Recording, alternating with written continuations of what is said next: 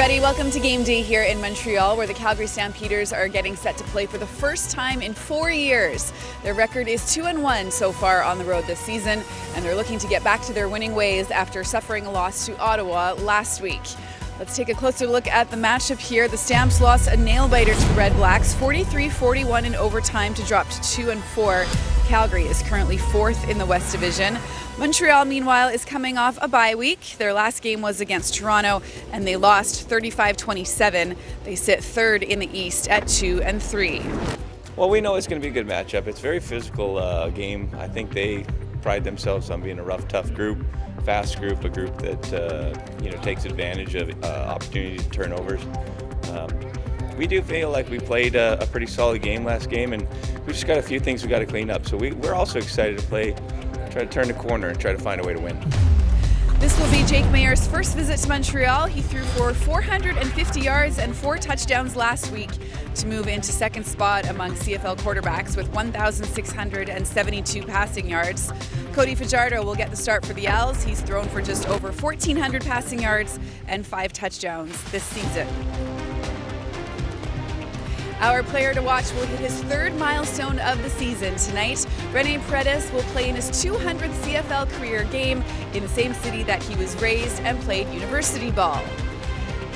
This after becoming just the 10th player in CFL history to reach 2,000 points, which he did last week in Calgary.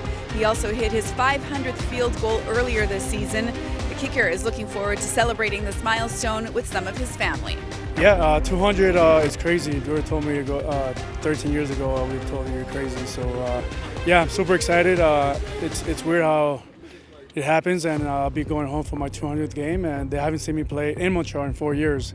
So yeah, I'm sure excited for me and my family. I wish my wife and kids were there, but it is what it is. How has your love and appreciation for the game changed or evolved from your first game to this 200th game? Not much. It's fun coming out, going to the stadiums, full stadiums, and playing football, right? So, some days my hips doesn't want to do anything, but some days, you gotta tough it out and go at it. That kind of leads me to my next question, because you just hit a 50-yard field goal with no time left on the clock, and you made it look easy. Do you feel like you're as physically and mentally strong as ever? Yeah, I've always stayed in good shape, to hold up for the whole season.